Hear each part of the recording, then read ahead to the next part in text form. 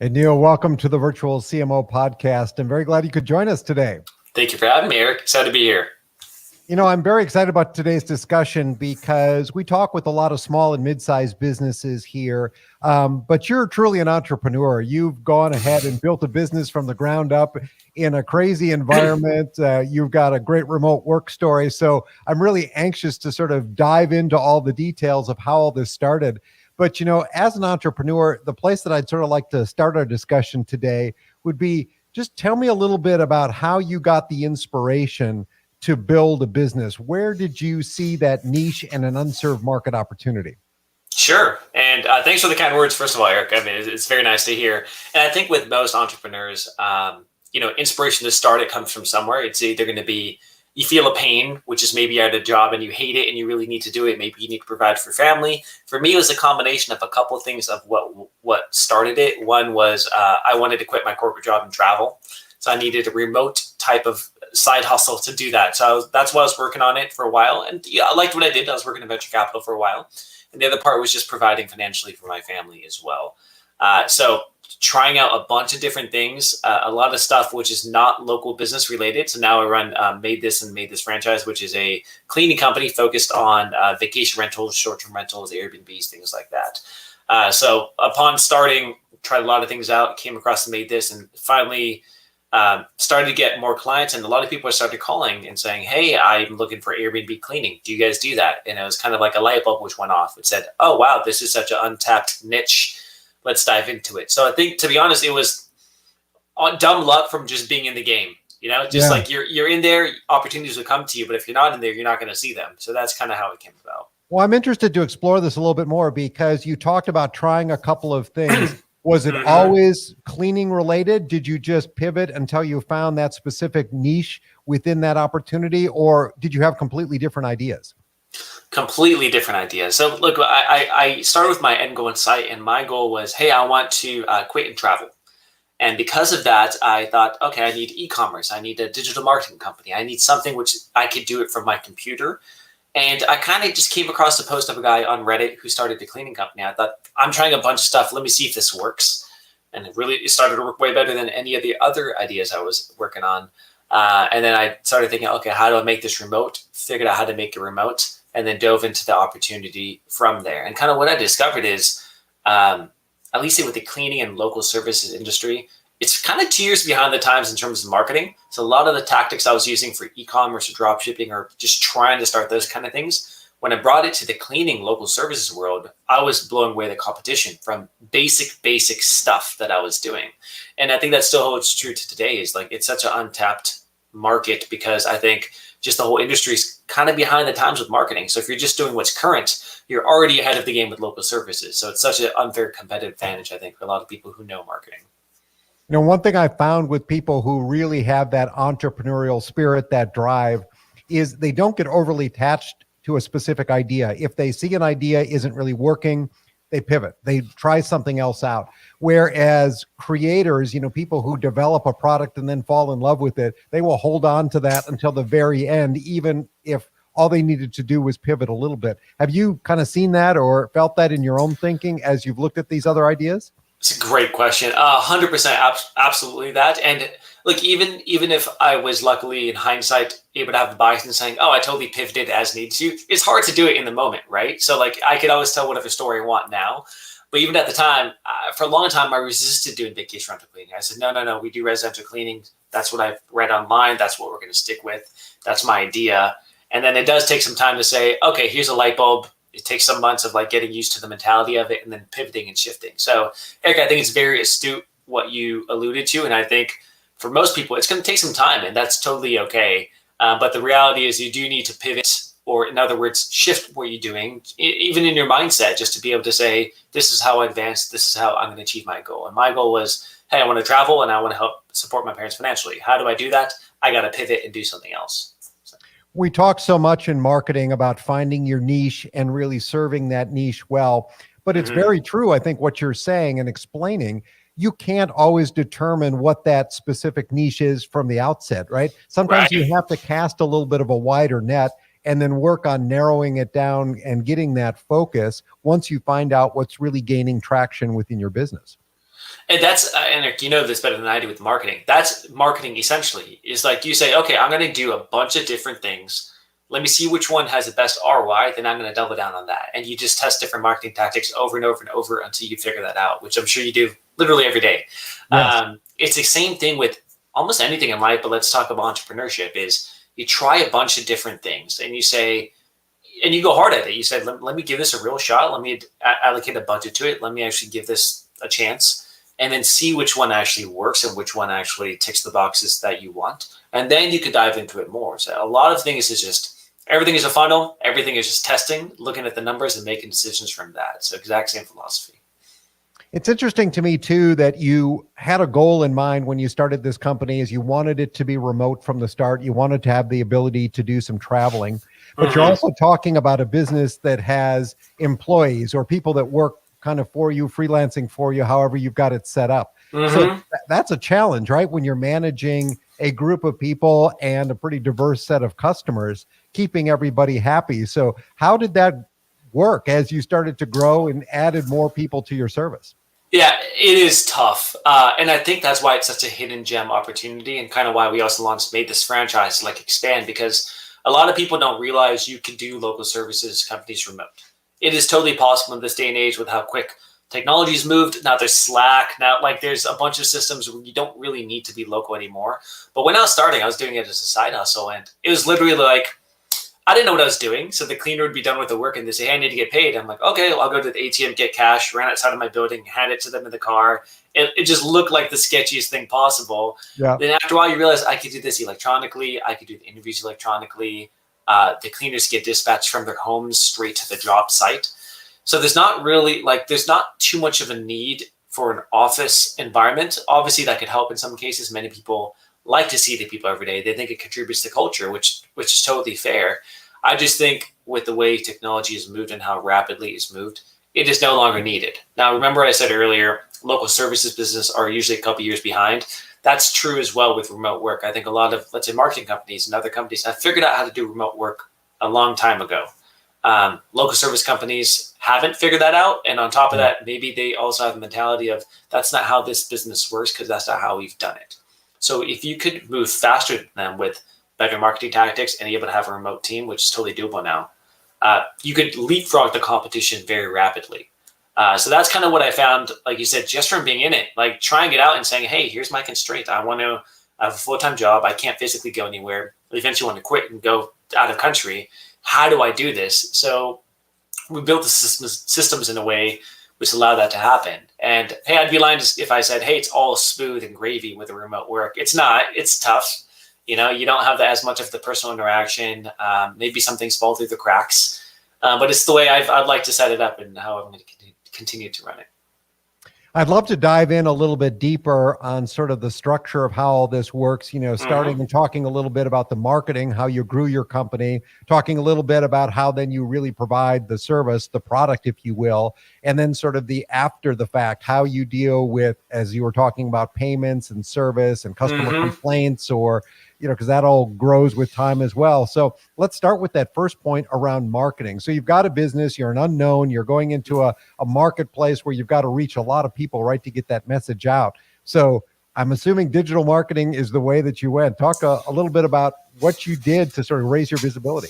Sure. And I'll caveat this with saying when I started, I had no idea what I was doing in digital marketing. Like I was a finance dude. Like I knew Excel models. I didn't know anything about digital marketing. So I thought, okay, I want to do this. I don't want to go door to door and put flyers out. I can't because I have a full-time job. How do I do this?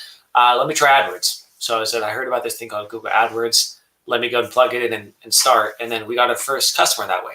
I doubt it was a profitable customer, but I was just so excited that it actually worked and someone bought our product. I'm like, wow, this is incredible. And kind of kept going from there. And for anyone who's listening, who's a marketer, you have, in my opinion, such an unfair competitive advantage on the local spectrum because most local companies have no idea what they're doing with marketing. They don't even know what SEO is. They don't know what email marketing is. They don't know how to lead captures on websites. Like none of this very basic stuff they know how to do. So if you are even average at marketing as a marketing company, you will crush local competition as far as I've seen. So even though I was doing very basic stuff, which I didn't really know how to do, I realized, hey, we're still starting to get traction. And as I learned more and more, you get involved with forums, see what other people are doing, see what other successful companies do, and you realize that the core aspects of any local company, at least in our industry, are three things. One is SEO and rankings. The other is reviews, so making sure you have pristine Yelp, Google reviews. And the other is just email marketing and lead capture. Basic stuff, right? But those are three things, for example, that we do for our franchisees because we know how critical it is on the local spectrum. So once, after a lot of discovery, I discovered, hey, these are the three pillars which are bringing us the most business. I just doubled down on that. And we still have other ways of doing marketing now over the course of years that we've tested out just to drive leads when we need. You pull a lever and you're able to get lead flow. But those are the three things I found over this 8 years of doing it, that this foundation. You have to have those three things, and then everything goes from there.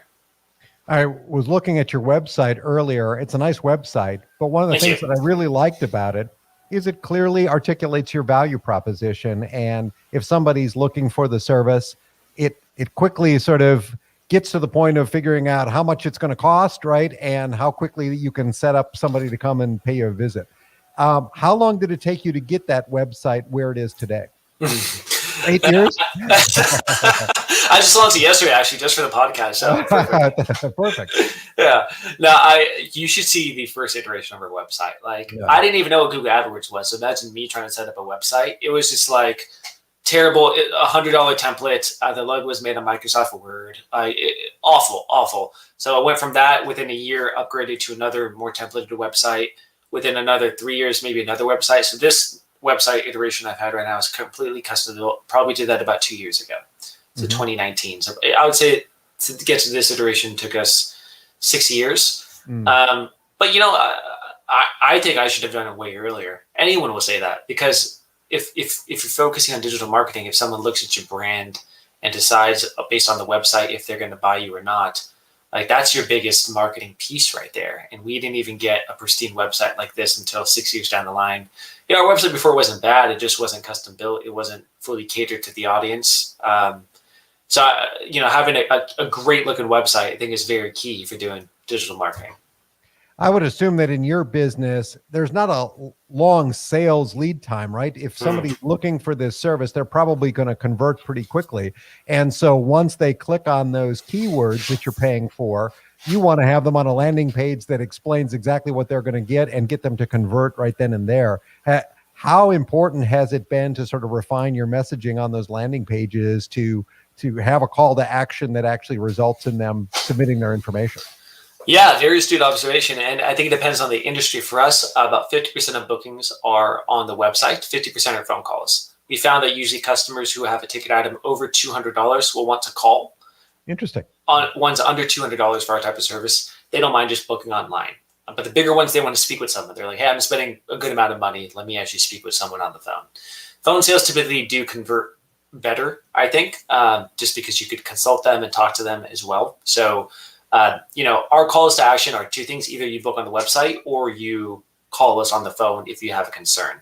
So ideally, they could just self-book. And on the booking form, to say, look, if you have any questions, you call us. Our number's here, along with a ton of social proof all around the booking form.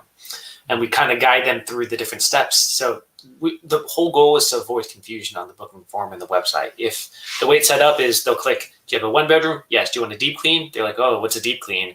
There's a little hover bar you can hover over it, and it says what deep clean is. And it also says the whole time, don't worry, you could edit this afterwards. Don't worry if you have questions, call us. We try to remove any other clutter which might pop up, so that way they don't click elsewhere. So having a good funnel and actually just keep it in mind, basic stuff like, I want to avoid confusion. I want to make sure there's enough social proof. I want to make sure there's enough reviews. I think that's huge. And it really is just a key few things you need to do, which will result in 80% of the benefits, I think. I think that's so important what you mentioned, because you're really talking about meeting the customers where they are. And so often I see companies forcing people down a very specific path, but that might not be the path that they're most comfortable communicating, right? Maybe they do want to actually talk to that person because they've got some questions. They don't want to talk to a chatbot or send an email to some unknown person hoping to get a reply. And I think you have to understand your customers. And it sounds like that's exactly what you've done there, is you understand that a customer is looking for a purchase over a certain dollar amount. They're probably going to want to speak to a person. Exactly. And that's what we advise all of our franchisees as well, is like, this is a short sales cycle, right? This isn't like someone's doing a bunch of quotes and going to get people out to check the home and then maybe book in a month. This is like, if they like you over the phone, they're going to book you. So you got to be ready on the phone to pick up and close the sale immediately. Because if not, they're just going to go to somebody else, right? So there's things we do and things we teach franchisees, which is like, this is how you make it competitive. This is how you quote. This is how you capture the lead. But the reality is, we found it's phone sales are online bookings, right? People can do chats. It is a little bit harder to manage, and the ROI from that for the time spent on managing the chat function is a little bit tougher. So we just said, look, focus on two things: phone sales as well as getting them to convert on the online booking form. And that's the biggest ROI for us. And then comes the hard part, right? Really delivering the service. And, you're in a unique business. You're sending strangers into somebody's private space, right? Their homes or their rentals. And that's tricky, right? Because there has to be a trust factor there that you have with the employees who are going in there and with the customers that you're signing up. So how do you really build that trust with your customers so they are comfortable with these people coming into their homes? Yeah. Eric, I love these questions you're asking, because this is stuff that's taken me years to figure out, which you as a marketer are like, of course you have to know that kind of information. This is what it is. You think about what the customer is worried about, which is what you just pointed out. Who is a stranger who's coming into my home? Now, the first iteration of our website talked nothing about the cleaners. It just said, here's the price you pay. Here's about us as the company. The reality is, the customer doesn't really care about us as the company. They care about who's coming to the cleaning and how much they're paying. Yep. So what that means is, on our website right now, we have to explain to them how we're vetting the cleaners. So on the website, on the first page, it says our 5-step cleaner screening process. Only 2% of cleaners make it through this process. We outline the steps and make it look very nice. The goal of that is to let the customers know, hey, they've done the job with vetting the cleaners. The people who are coming, we feel secure and safe with them. Right. But it took us a while to even realize, like, oh, duh. Like, of course, the customer wants to know who's coming to their home. They don't care about us, the office staff. They care about the cleaners. So now that we know that, everything on the website is kind of geared towards ensuring that they know the exact process their cleaner is going to go through. And all the email communication talks about that as well.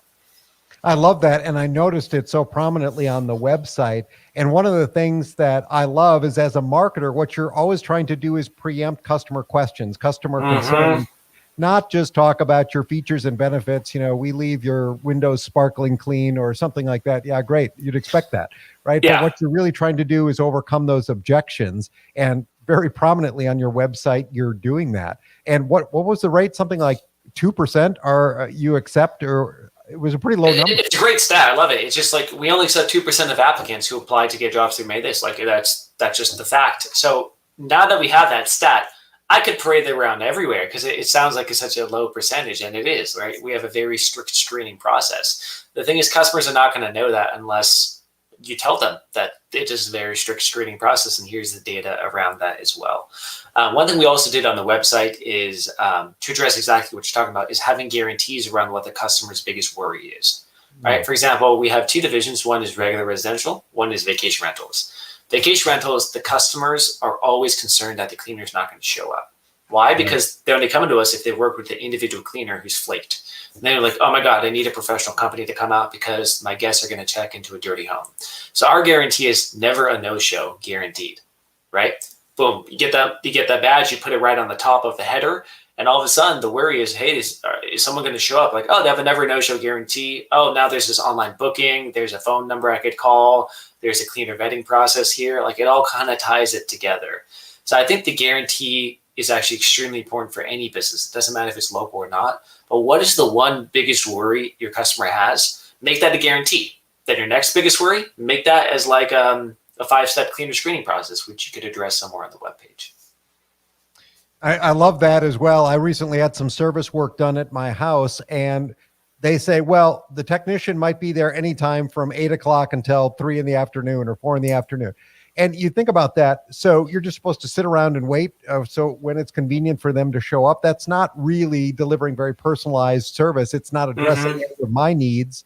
I'm a working person. I need to be doing my job as well. So I love that you're putting a guarantee behind your service and addressing those specific challenges, because I can imagine if you've got a rental business, yeah, it would be awful if your unit wasn't cleaned when your next guest showed up. Yeah, 100%. 100%. And that's the thing. Like, Exactly. And the key is to like only promise what you actually can deliver on. We have a 1 hour arrival window, and I had a customer recently ask me, "Hey, I've a very tight deadline. Can you make that 30 minutes?" And I would love to tell them, "Yes, don't worry, it's going to be done in 30 minutes." But I have to tell them, "Hey, look, I'd rather not overpromise and underdeliver. We have to keep the 1 hour arrival window. LA traffic sucks. Like, I'm so sorry, but we have to. As part of our guarantee, it could only be guaranteed if these are the parameters around it, which is the 1 hour arrival window." So also being transparent with the customer with what are the parameters around the guarantee, I think that's critical as well. I would imagine that because you're a remote managed service-based business, that you can't go out and inspect every house that's being cleaned to make sure that these cleaners are doing a good job. So you're relying a lot on your customers to really validate whether the work is being done correctly. How do you manage that with your customers and keeping up customer satisfaction? Yeah, and look, that's probably the toughest part of any business, right? Any business entirely. So I think a lot of our focus is on customer service more than anything, because the cleaners get dispatched from their home straight to the job. So hopefully we've onboarded a good cleaner and we have a good way of screening out the bad cleaners. But no matter what, things are going to happen. Cleaner's going to get through, which is a bad experience for the customer. So if there is a bad experience, we're always following up after the first cleaning via text message saying, first of all, how'd everything go? Cool. Why don't you leave us a review on Facebook, Google, Yelp, anything like that. If it's bad, we address it immediately. Very generous with our refund policy, with our reclean policy, just anything to keep our reviews pristine and the customers happy, honestly. So it is a pain, but the reality is for any marketer, that your existing customers are 10 times easier to sell another service than a new customer, right? So the fact that you're giving them, let's say, a free cleaning just to keep them happy is still going to be cheaper than you trying to find a new customer right now. Sure. So might as well just keep your existing customers happy and just bite the bullet on, when issues come up and just make sure they're taken care of. And it's painful, like, especially at the beginning, we're like, I'm giving this customer all their money back for this specific small reason. I think it's complete BS. Then the trick I found is you write it as a budget line item. So in my mind, it's more of like sanity. Like, I'm budgeting $500 a month for refunds. It's okay. It's in the line item of my budget, and I feel okay with it. So that took me a while to get over, but that is key. That's a great way to look at it. And it's interesting to me because oftentimes with growth companies, where they really fall apart is on service delivery, right? It's after the sale service, because they've spent so much time, energy investing in their product, in developing their marketing to sell their product, that now all of a sudden the product or service is going out the door, but they really don't have the infrastructure in place to service those customers once they get the service or the product. How did you approach that?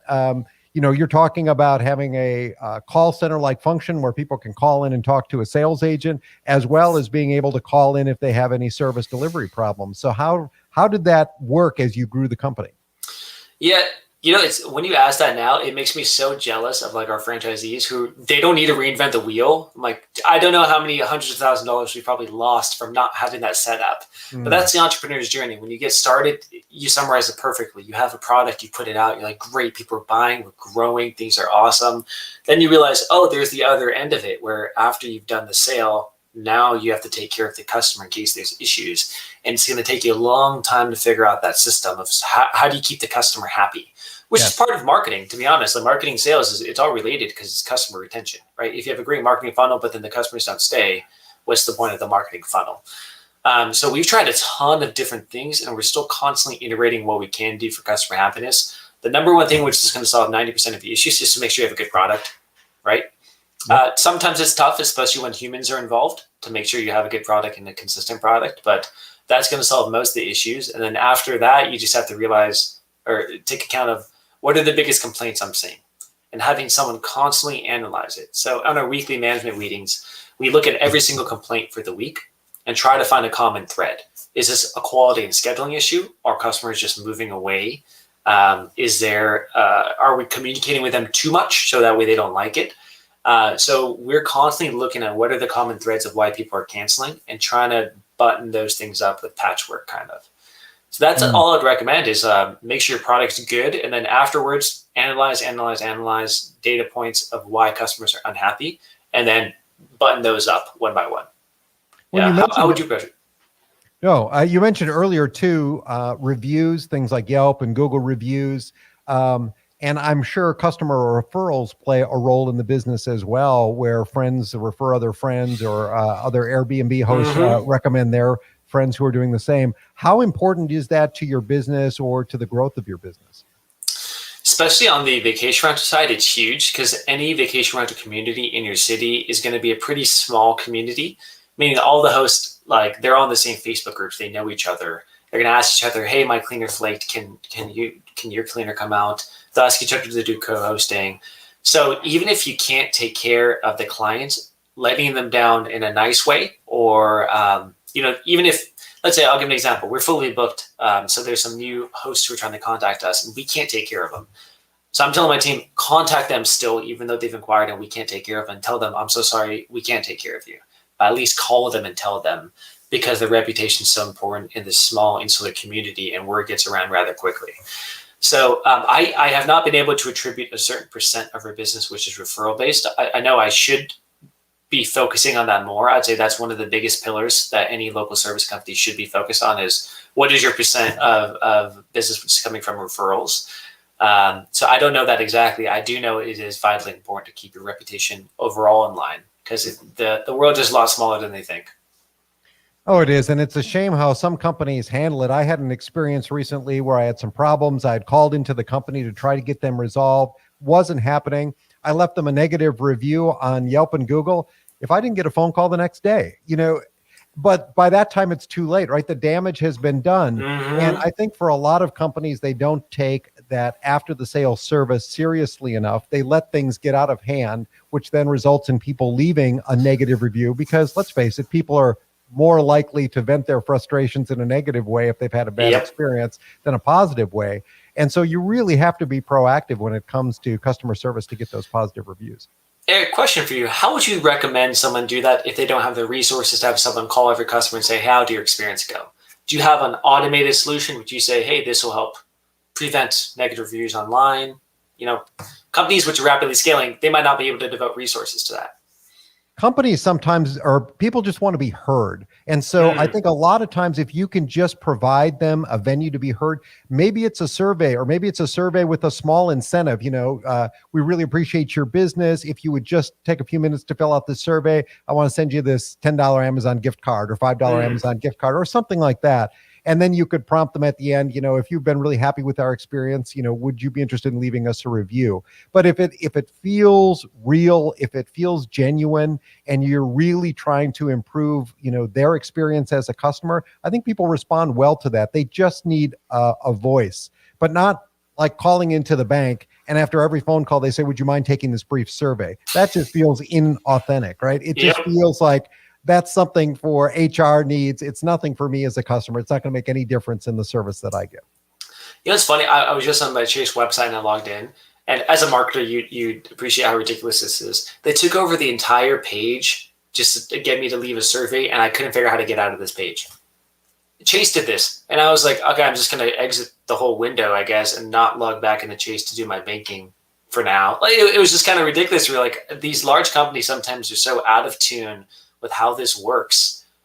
Exactly what you said. You can't just make it impersonal. You can't make it intrusive for the consumer, but a lot of times companies do that. People want to feel like their comments are going to lead to action. Hmm. That if they leave a negative comment, that somebody's going to call them and follow up and say, I read this, that's really concerning. Tell me a little bit more about what happened. Or even if somebody leaves a very positive comment in a survey, follow up and say, "Thank you so much for that nice thing." They want to feel heard. And I think so many of these big companies, none of this stuff makes anybody feel heard. It just feels like it's an intrusion. Absolutely. Absolutely. So where do you see growth in the future? So you talked about franchising. That's an exciting thing as an entrepreneur, right? To be able to scale and franchise out. Um, is that the future, or is this going to be the start of several business ventures? For now, I'm full force into the franchising. And I think with any entrepreneur, you're going to get the itch and say you want to do 20 different things. But for now, I'm trying to focus as much as I can because I'm loving what we're doing with franchising. So we are franchising our operations and expanding pretty much everywhere outside of California and the US. So we just started. We have our first location up in Denver and maybe a couple more coming this year. And really just on the hunt for people who fit the corporate culture, the vibe, who understand that hey, you can bring your marketing prowess to this old school cleaning industry and just kind of dominate, right? So we're really excited about being actually the first franchise which is focused on vacation rental cleaning, period. So just expanding on that and just trying to be the new kids on the block in a very old school franchise industry. That's what's exciting to me right now. You're the second guest that I've had on the podcast that has a similar kind of entrepreneurial concept. I had a guest on who had a lawn mowing business, but he had sort of taken this national, and the idea was the same. You would go onto a website, you would punch in your address, they would display a quote of what it would cost to get your lawn mowed by vetted services, and then they would take care of all the payments and arranging for it all to happen. But, lawn mowing is, that's the first job, we all had sort of out of high school, it's doing that. It's not a new kind of a thing, but they're taking technology. And I think your point at the beginning of the show was so important, that a lot of these local businesses, these small businesses, they don't adapt. They don't see the opportunities. And that's where there really are some opportunities for entrepreneurs. So I love it. Yeah, I love the dirty old industries, right? Yeah. The ones which those are usually the cash cows. It's just not the super sexy new ones, but like the old school cleaning, trash, lawn mowing, painting. Like that's what excites me, because I know the competition is probably not going to be up to par. I know there's money to be made. If you just do at par marketing, you're already going to beat the competition. So I love that. I went to a Tony Robbins event a couple years ago. I love Tony. And, he brings some of the success stories on stage, to talk about the great things that they've achieved. And it's exactly what you talked about. It's the guy who runs the porta potty business, or the metal recycler, or it's not the app developer. That's not who ends up coming on stage. But I think a lot of people look for the glamorous, what appear to be kind of sexy jobs or entrepreneurial activities. But oftentimes those aren't the ones with the most potential. Yeah. Exactly. Hey, Neel, I'd love it if you could just share with the audience a little bit more about the company and where they could find you online. Sure. Yeah. If you're interested, even in talk with me with franchising, whatever you'd like, just go to MaidThisFranchise.com. You could also find me directly on neelparekh.co. We are actively looking for people to join us and franchise. A lot of the people who have the most success with local businesses are ones who have somewhat of a marketing background, somewhat of a tech background, and also looking for just kind of remote work. So if you are interested, just go to MaidThisFranchise.com and you can contact me there. I love that. And we will make sure to have all of that linked up in the show notes so that people can find it. But this has been a great conversation. I've really enjoyed it. I love your entrepreneurial energy. It sounds like a great business, and I wish you all the best in future success as you branch out and franchise. Thank you very much. Good being here. Thanks again.